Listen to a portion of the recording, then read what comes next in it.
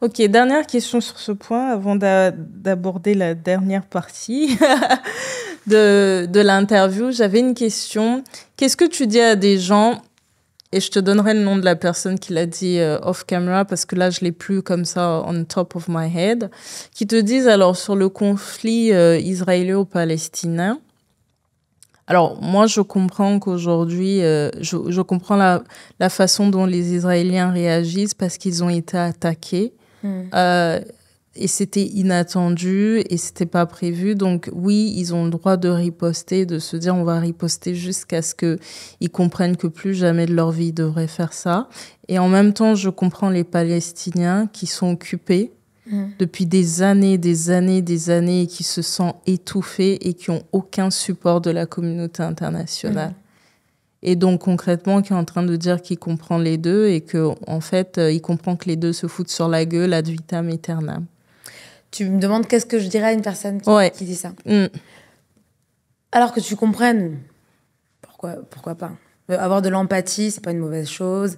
Dire que le sentiment de chaque camp, entre guillemets, est légitime.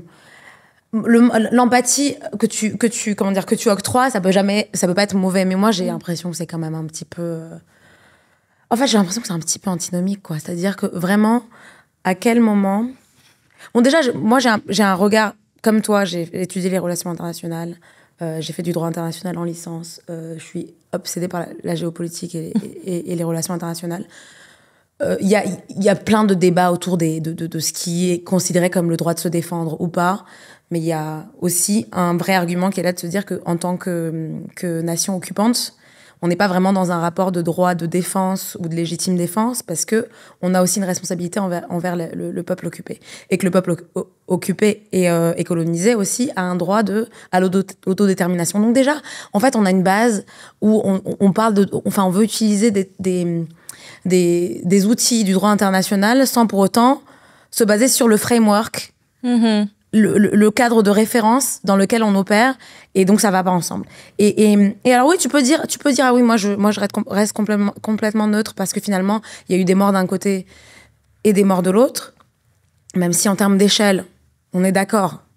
Ça, c'est pas une question de point de vue. On est dans non, mais moi, je suis d'accord. Voilà, il y a un rift qui déjà n'est pas comparable, surtout qu'aujourd'hui, depuis les attaques du 7 octobre, il y a plus d'agression, en tout cas meurtrière, d'Israël sur Israël.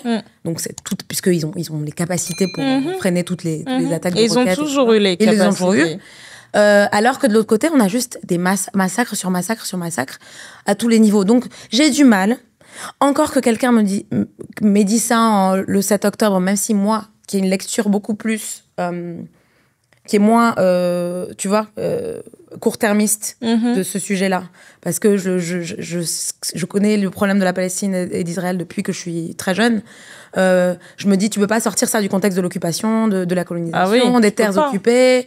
Mais même ceux qui ont juste été à l'école et qui connaissent l'histoire du pays. Apparemment, il y en a beaucoup qui ne savent pas. Non, mais après, tu peux refuser de l'accepter et tu as un droit de le refuser. Mais ce qui est, tu vois. Ce qui est. Et donc, que tu continues 7 mois plus tard à dire oui, mais je comprends. Alors, donc le droit humanitaire international n'a aucune valeur. Si on continue à dire qu'ils ont le droit de faire en sorte que ça ne se reproduise pas, ça veut dire qu'on accepte, encore une fois, ce qu'on sait déjà, c'est que la vie de certaines personnes ne compte pas.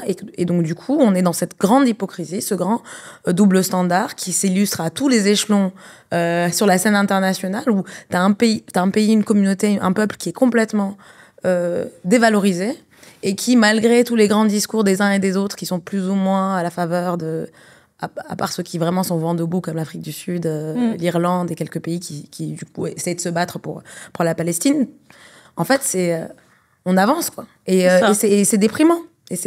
Et moi, par exemple, face à ça, en tant qu'être humain, je comprends pas qu'on puisse être complètement neutre et qu'on comprenne pas qu'il y a un gros problème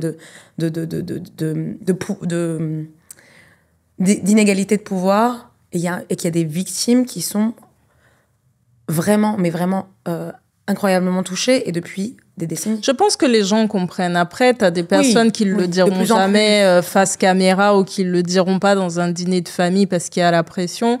Et ça aussi, il faut l'accepter. Maintenant, après, c'est se dire, est-ce que tu as envie de te regarder dans le miroir à un moment donné, tu vois, c'est... Après, je pense que ce qui est bien avec les réseaux sociaux et aussi les journalistes indépendants, c'est que ça force tout le monde à se mettre devant le miroir et se dire, bon, ok, voici ce qui est. Est-ce que c'est juste, est-ce que c'est pas juste? Moi, je fais partie de ceux qui pensent que right is right, wrong is wrong. C'est ça. Après, ils vont te dire, oui, il y a de la nuance. On peut apporter de la nuance, je pense, mais je suis convaincue, Anan, qu'on a cette loi, tu sais, spirituelle qui est inscrite en nous. Morale, bien sûr. Et morale qui est inscrite en nous dès notre naissance. Alors, tu peux l'appeler comme tu veux. Enfin, moi, j'appelle ça la loi spirituelle parce que je suis croyante et je suis chrétienne pratiquante. Tu peux l'appeler comme tu veux. Et c'est la raison pour laquelle, quand on ment, on sait qu'on est en train de mentir. Quand et on se ment à nous-mêmes. Voilà, on se ment à nous-mêmes. Ou quand tu commets l'adultère, tu sais que tu es en train de commettre l'adultère, etc. Donc, que les gens viennent pas nous sortir du bourg.